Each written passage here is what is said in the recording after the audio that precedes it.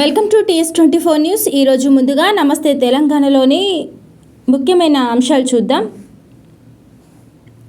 Nero పాలన zero పాయిదా, ఆట విడుపు వంట వార్పు, సీఎం రేవంత్ కాలక్షేపం. ఇక్కడ ఒకసారి ఈ పిక్చర్ చూడండి, ఇక్కడ చూడండి.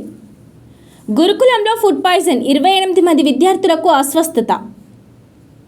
రోమ్ తగలబడుతుంటే నీరో చక్రవర్తి ఫిడేల్ వాయించాడని విని విస్తుపోయాం. తనకు హిట్లర్ ఆదర్శమని బాహటంగా ప్రకటించుకున్న రేవంత్ నీరోను హీరోగా భావిస్తున్నట్టుంది. ఒకవైపు ఎల్నినో ముజ్జుకొస్తుంది, వాన లేక పంటలు ఎండుతున్నాయి. ప్రాణహితలో నీళ్లున్నా లిఫ్ట్ చేసి పొలాలకు పారిచ్చే దిక్కులేదు. మరోవైపు గురుకులాల్లో ఫుడ్ పాయిజన్ ఘటనలు ఆగట్లేదు. రాష్ట్రంలో ఎక్కడో చోట విద్యార్థులు రోడ్డెక్కని రోజు లేదు. విద్యాశాఖను తన దగ్గరే పెట్టుకున్న ముఖ్యమంత్రి రేవంత్ వాటిపై సీరియస్గా సమీక్షించలేదు. ప్రజా సమస్యలను గాలి కదిలి కాలక్షేపం చేస్తున్నారు. మంగళవారం శిల్పకళా వేదికలో అర్జెంటీనా ఈజిప్ట్ ఫుట్బాల్ మ్యాచ్ను అర్ధరాత్రి దాకా వీక్షించి వినోదించారు రేవంత్. తాజాగా గురువారం తన మన్వడి కోసం ఇంట్లో పూరీలు చేస్తూ ఆనందించారు.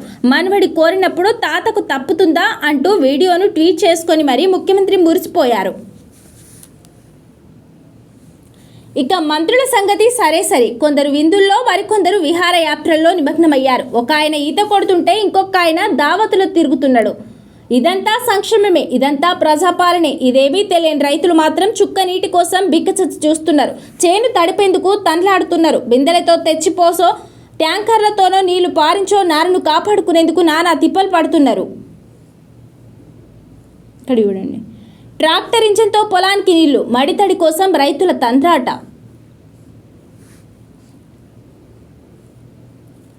పట్టిసీమ కోసమే పట్టించుకోవట్లేదా? గలగలా గోదావరి ఆంధ్రకు చేరి మేడిగడ్డను పడావు పెట్టి ఏపీకి నీళ్లు పారిస్తున్న రేవంత్ సర్కార్. డెల్టా కోసమే కాళేశ్వరంపై కుంటి సాకులు. కన్నెపల్లిలో పంపులు ఆన్ చేయని ప్రభుత్వం, దిగువకు తరలి వెళ్తున్న ప్రాణహిత జలాలు. పైనుంచి వచ్చిన వరదను ఎత్తిపోసేందుకు పట్టిసీమ పంపులను ఆన్ చేసిన ఏపీ సర్కార్. కృష్ణా డెల్టాకు గోదావరి జలాల తరలింపు బాబుకు ఉపకరించేలా ప్రభుత్వం అడుగులు. నీళ్ల విషయంలో బలపడుతున్న అనుమానాలు. రేవంత్ సర్కార్ తీరుతో ప్రాణహిత జలాలు తెలంగాణకు కాకుండా పోతున్నాయి. మేడిగడ్డ నుంచి నీటిని ఎత్తిపోయకుండా దిగువకు వదిలిపెడుతున్నది. మరోవైపు దిగువన ఏపీ రాష్ట్రం పట్టిసీమ తాడిపూడి పంపులను ఆన్ చేసి ఎత్తిపోతలు ప్రారంభించి కృష్ణా డెల్టాకు గోదావరి జలాలను మళ్లిస్తుంది. మొత్తంగా ఏపీ కోసమే రేవంత్ సర్కార్ కన్నెపల్లి పంపులను ఆన్ చేయడం లేదని స్పష్టంగా తెలిసిపోతుంది.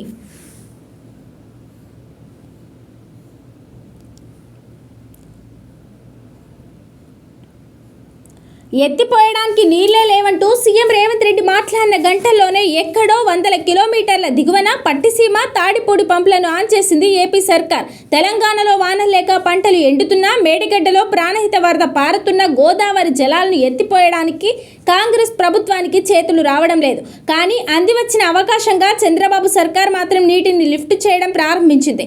ఇప్పుడు అందరి మధ్యలో ఒక్కటే ప్రశ్న, కాళేశ్వరాన్ని పడావు పెట్టింది ఆంధ్రాకు నీళ్లు పారించేందుక, పట్టిసీమకు గోదావరిని పంపేందుకే ఇక్కడ పట్టించుకోవడం లేదా అనే.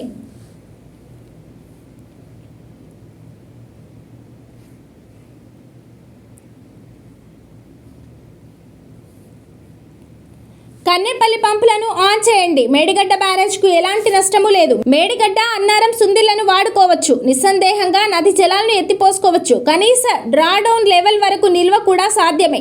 తక్షణమే ఎత్తిపోతలు చేపట్టి రైతులను కాపాడాలి. తెలంగాణ విశ్రాంతి ఇంజనీర్ల సంఘం డిమాండ్. సెంట్రల్ వాటర్ కమిషన్ తాజా నివేదిక ప్రకారం రాష్ట్రంలోని పెద్ద ప్రాజెక్టులు, జలాశయాల్లో నీటి నిల్వలు సాధారణంగా స్థాయి కంటే సుమారు 16 నుంచి 46% తక్కువగా ఉన్నాయి. అదే సమయంలో రాష్ట్రంలో ప్రాణహిత మాత్రమే ఎల్లప్పుడూ ప్రవహించేనది.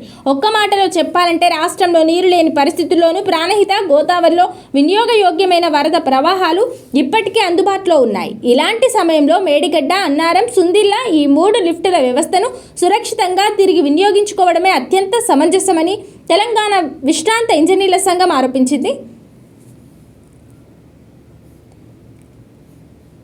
ఎల్నినో సంక్షోభం నేపథ్యంలో ప్రభుత్వం తక్షణమే కన్నెపల్లి, అన్నారం, సుందిల్లా పంపింగ్ స్టేషన్ల నుంచి నీటిని ఎత్తిపోసే చర్యలు చేపట్టి తద్వారా పంటలు, రైతుల ప్రయోజనాలను కాపాడాలని తెలంగాణ విశ్రాంతి ఇంజనీర్ల సంఘం డిమాండ్ చేసింది.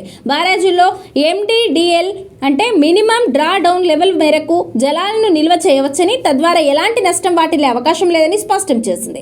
ఈ మేరకు సంఘం గౌరవ అధ్యక్షుడు జి దామోదర్ రెడ్డి, అధ్యక్షుడు ఎం శ్యామ్ ప్రసాద్ రెడ్డి, ప్రధాన కార్యదర్శి Tanneeru Venkatesham, associate president D Sambaiah గురువారం ఒక ప్రకటన విడుదల చేశారు. రాష్ట్రంలో ప్రస్తుత పరిస్థితుల్లో వర్షాలు, జలాశయాల పరిస్థితి, మేడిగడ్డ, అన్నారం, సుందిల్లా లిఫ్టుల వినియోగం ప్రణాళికలపై ప్రభుత్వానికి పలు సూచనలు చేశారు. ఎల్నినో ప్రభావం నేపథ్యంలో వర్షాలు పడడం లేదని, మరోవైపు కేంద్ర జలసంఘం తాజా నివేదిక ప్రకారం రాష్ట్రంలోని పెద్ద ప్రాజెక్టులు, జలాశయాల్లో నీటి నిల్వలు సాధారణ స్థాయి కంటే సుమారు 16 నుంచి 46% తక్కువగా ఉన్నాయని వివరించారు.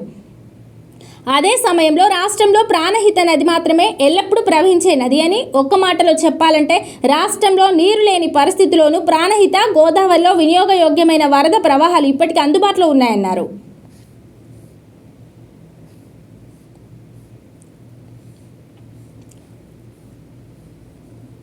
కాంగ్రెస్ కేల్కతం, సీఎం రేవంత్ సొంత సర్వేలోనే తేటతెల్లం. కేటీఆర్ సగం పదవికాలం పూర్తవడంతో పాలనా నాయకత్వంపై ముఖ్యమంత్రి విస్తృత సర్వే, ప్రజా వ్యతిరేక తీవ్రంగా ఉన్నట్టు వెల్లడి.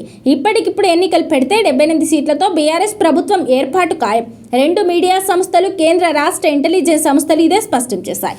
మళ్లీ సీఎం కేసీఆరే రావాలంటున్నారు. జీహెచ్ఎంసీ పరిధిలోని ప్రజా ప్రతినిధులు, ముఖ్య నేతలతో సమావేశంలో కేటీఆర్ అన్నారు.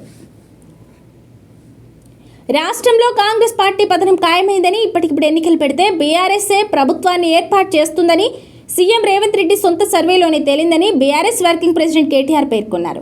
కాంగ్రెస్ సర్కార్ సగం పదవికాలం ముగిసిన నేపథ్యంలో రేవంత్ రెడ్డి తన నాయకత్వం, పరిపాలనపై ఒక విస్తృత సర్వే చేయించుకున్నారని, అందులో ప్రభుత్వంపై తీవ్ర ప్రజా వ్యతిరేక వ్యక్తమైందని తెలిపారు. నీళ్ల బాటిల్కు 3,489 రూపాయలు, ప్రభుత్వ పెద్దల సరదాలకు కోట్లు, విద్యార్థుల బడ్జెట్కు తూట్లు, ఫుట్బాల్ అందాల పోటీలకు కోట్లలో ప్రభుత్వ వ్యయం, సీఎం ఢిల్లీ పర్యటనలకే 400 కోట్లు, మంత్రులేమీ తక్కువ తినలేదు, ఫీజు రియంబర్స్మెంట్ చెల్లింపులకు మాత్రం ఎగనాగం రాకేష్ రెడ్డి ఆరోపించారు. భగీరథ్కు బెయిల్ షరతులతో మంజూరు చేసిన హైకోర్టు, పాస్పోర్ట్ అప్పగించాలని, దేశం విడిచి వెళ్లరాదని ఆదేశాలు, బాధితురాలున్న ప్రాంతాలకు వెళ్లరాదంటూ కోర్టు షరతులు. బండికి రేవంత్ బర్త్డే గిఫ్ట్, షబాష్, మిత్రుడంటే రేవంత్లా ఉండాలి. లైంగిక దాడి ఆరోపణల కేసులో బండి కుమారుడికి బెయిల్ రావడం బాధాకరం. కేసీ ఛానల్లో సర్కార్ తీవ్ర నిర్లక్ష్యం, బాధితురాలికి బీఆర్ఎస్ అండగా ఉంటుంది, తెలంగాణ సమాజం బాధ్యతగా ఉండాలి. ఎక్స్ వేదికగా ఆర్ఎస్పీ సంచలన వ్యాఖ్యలు. మూసీ ప్రాజెక్టుకు 7,345 కోట్లు, 21 కిలోమీటర్ల మేర తొలి విడత పనులు, జోన్ 1A, 1B కారిడార్లకు అనుమతి. ఉత్తర్వులు జారీ చేసిన రాష్ట్ర ప్రభుత్వం. ప్రభుత్వ నిధులు లేకుండానే ముందుకు, గ్రాంట్లు, రుణాలపై ఆశలతో అడుగులు, బాధితుల నివేదికలు పట్టించుకోని వైనం. రాష్ట్ర ఖజానాను అప్పుల ఊబిలోకి నెట్టేలా రేవంత్ సర్కార్ వైఖరి ఉందని విమర్శలు. కన్నింగ్ కడియం, శ్రీహరి కాంగ్రెస్లో చేరి బీఆర్ఎస్ ఎమ్మెల్యేనని చెప్పుకునే కర్మ నీకెందుకు, దమ్ముంటే రాజీనామా చేసి మళ్లీ గెలువు. మంత్రి సురేఖ సవాల్, అధిష్టానానికి ఫిర్యాదు.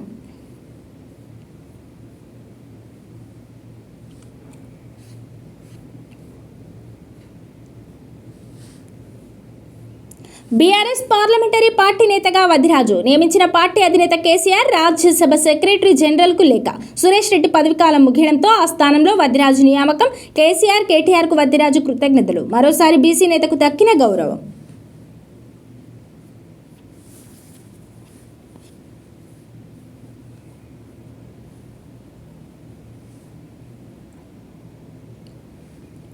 కాటమయ్య రక్షణ కిట్లేవి, మొదటి విడత పంపిణీకే సర్కార్ పరిమితం. అవి బీఆర్ఎస్ హయాంలో సిద్ధం చేసినవే. 2.5 ఏళ్లుగా మరో దఫా ఊసేలేదు. రాష్ట్రంలో 19 జిల్లాల్లో లోటు వర్షపాతం. ఒకరోజు ఆలస్యంగా దేశమంతటా విస్తరించిన నైరుతి రుతుపవనాలు గురువారం దేశమంతటా విస్తరించినట్టు హైదరాబాద్ వాతావరణ కేంద్రం వెల్లడించింది.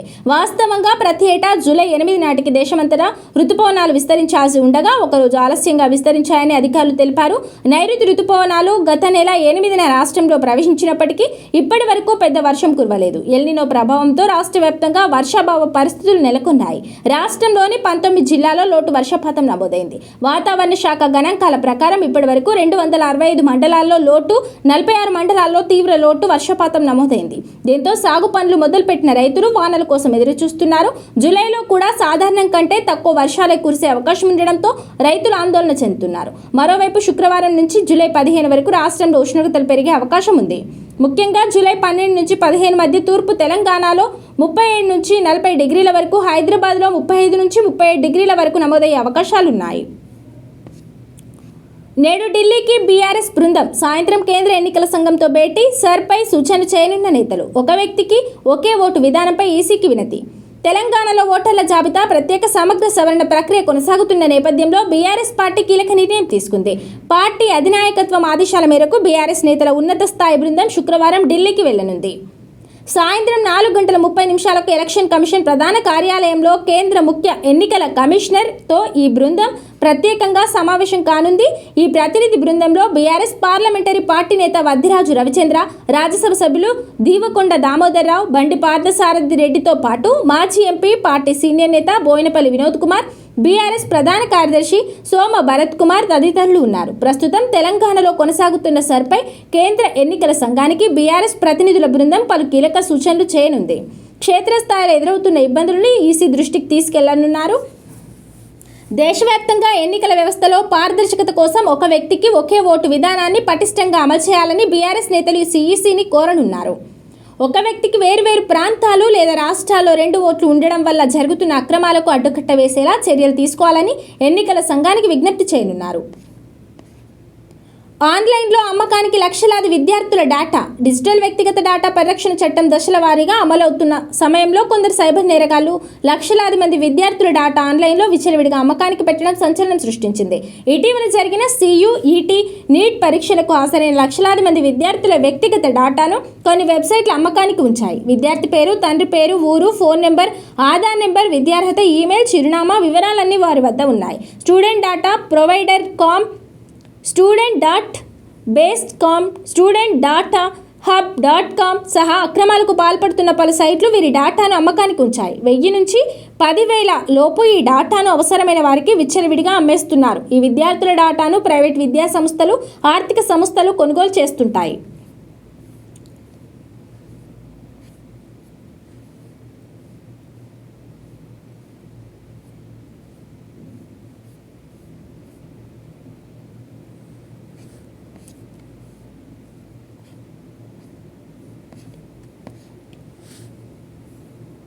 చూడండి. గురుకులంలో ఫుడ్ పాయిజన్. నాగర్ కర్నూలు జిల్లా అచ్చంపేట ఏరియా దవాఖానాలో చికిత్స పొందుతున్న విద్యార్థులను పరామర్శించిన ఆర్డీఓ అధికారులు. అల్పాహారం తిన్న 2 గంటలకే 26 మంది కడుపు నొప్పి, వాంతులు. మన్ననూరు ప్రాజెక్టు ట్రైబల్ వెల్ఫేర్ బాలుర గురుకులంలో ఘటన. నాగర్ కర్నూలు జిల్లా ఆమ్రాబాద్ మండలం మన్ననూరులో ప్రాజెక్టు ట్రైబల్ వెల్ఫేర్ బాలుర గురుకులంలో విద్యార్థులు అస్వస్థతకు గురయ్యారు. గురువారం ఉదయం అల్పాహారంలో కిచిడి తీసుకున్నారు. తర్వాత కొద్దిసేపటికే ఆహారం వికటించి 26 మందికి అస్వస్థతకు గురయ్యారు. పాఠశాల ప్రిన్సిపల్ పద్మావతి, సిబ్బంది హుటాహుటిన అచ్చంపేట ప్రభుత్వ ఏరియా దవాఖానకు విద్యార్థులను తరలించారు. 26 మంది విద్యార్థుల్లో చరణ్, గణేష్, రామాంజనేయులు వాంతులతో మిగిలిన వారు కడుపు నొప్పితో బాధపడుతూ వచ్చారని డాక్టర్ మహేష్ తెలిపారు. వారంతా కోలుకోవడంతో డిశ్చార్జ్ చేసినట్టు చెప్పారు. దవాఖానాలో సరిపడా బెడ్లు లేకపోవడంతో విద్యార్థులను నేలపై పడుకోబెట్టి చికిత్స అందించారు.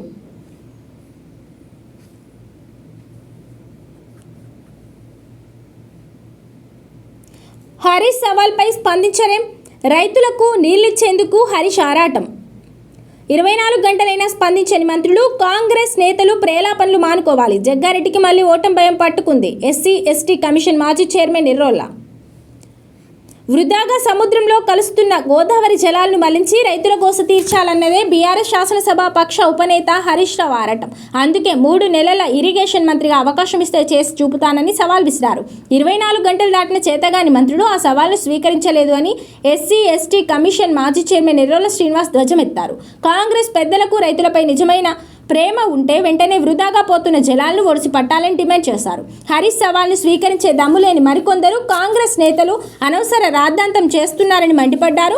గురువారం హైదరాబాద్ తెలంగాణ భవన్లో బీఆర్ఎస్ రాష్ట్ర నేతలు గోసుల శ్రీనివాస్, అభిలాష్ రంగినేని, వాసుదేవారెడ్డితో కలిసి ఆయన మీడియా సమావేశం నిర్వహించారు. నిరుద్యోగుల ఆశలపై నీళ్లు. వందలాది ఖాళీలుంటే సర్కార్ ఇచ్చింది 10ఏనా? టౌన్ ప్లానింగ్ విభాగంలో 200 పోస్టులకు కేవలం 10కే టీజీపీఎస్సీ నోటిఫికేషన్. పోలీస్ శాఖలో అదే తీరి 20,000 అడిగితే అనుమతిచ్చింది 7,347 కొలువులు మాత్రమే. అరకొర ఉద్యోగ నోటిఫికేషన్లపై నిరుద్యోగుల ఆగ్రహం. అంతన్నాడు ఇంతన్నాడే గంగరాజు, నట్టెట్ల ముంచుతున్నాడే గంగరాజు అన్న ఓ సినిమా పాటను ముఖ్యమంత్రి రేవంత్ రెడ్డి నిజం చేస్తున్నారు. ఎన్నికల ముందు టీపీసీసీ అధ్యక్షుడిగా రేవంత్ రెడ్డి నిరుద్యోగులకు పెద్ద ఎత్తున ఇచ్చిన హామీలను ఇప్పుడు ఒక్కొక్కటిగా తుంగలో తొక్కుతున్నారు. తొలి ఏడాదిలోనే 2 లక్షల ఉద్యోగాల హామీ ఊసే ఎత్తడం లేదు. జాబ్ క్యాలెండర్ ప్రస్తావనే తేవడం లేదు. 2.5 ఏళ్లు దాటాక కూడా అరకొర ఉద్యోగ ఖాళీల భర్తీకి నోటిఫికేషన్లు ఇస్తూ నిరుద్యోగుల ఆశలపై నీళ్లు చల్లుతున్నారు. దీంతో రేవంత్ సర్కార్ ద్రోహం చేస్తుందని నిరుద్యోగులు మండిపడుతున్నారు. హైదరాబాద్తో పాటు రాష్ట్రంలో రోజు పలు చోట్ల నిరసనలకు దిగుతున్నారు.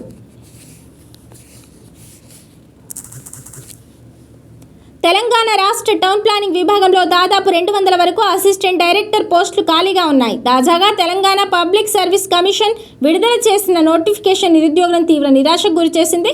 మొత్తం ఖాళీలో 10 పోస్టుల భర్తీకి మాత్రమే ప్రభుత్వం అనుమతిస్తూ నోటిఫికేషన్ జారీ చేసింది. జూలై 10 నుంచి ఆగస్టు 17 వరకు ఆన్లైన్ దరఖాస్తులు స్వీకరిస్తామని ప్రకటించినప్పటికీ పట్టుమని 10 పోస్టుల కోసం లక్షలాది మంది పోటీ పడాల్సిన దుస్థితిని ప్రభుత్వం కల్పించిందని అభ్యర్థులు ఆగ్రహం వ్యక్తం చేస్తున్నారు. టౌన్ ప్లానింగ్ విభాగమే కాకుండా అత్యంత కీలకమైన పోలీస్ శాఖలోనూ నిరుద్యోగులకు ప్రభుత్వం మొండి చేయి చూపింది. రాష్ట్రంలో సుమారు 20,000 పోలీసు ఉద్యోగాల భర్తీకి నోటిఫికేషన్ ఇవ్వాలని అభ్యర్థులు వేడుకుంటున్నా రేవంత్ సర్కార్ మాత్రం కేవలం 7,347 పోస్టులను భర్తీ చేస్తామంటూ కోతలు విధిస్తుంది. మొత్తం ఖాళీని భర్తీ చేయకుండా ఇలా నామమాత్ర పోస్టులతో నోటిఫికేషన్లు ఇస్తూ నిరుద్యోగులను మభ్యపెట్టాలని చూస్తే ఊరుకునేది లేదని, అన్ని ఖాళీలను చేర్చి తక్షణమే మెగా నోటిఫికేషన్ విడుదల చేయాలని విద్యార్థి, నిరుద్యోగ సంఘాలు రాష్ట్ర ప్రభుత్వాన్ని హెచ్చరిస్తున్నాయి. ఇది ఇవాల్టి మార్నింగ్ న్యూస్. మరిన్ని వార్తలతో మళ్ళీ కలుద్దాం.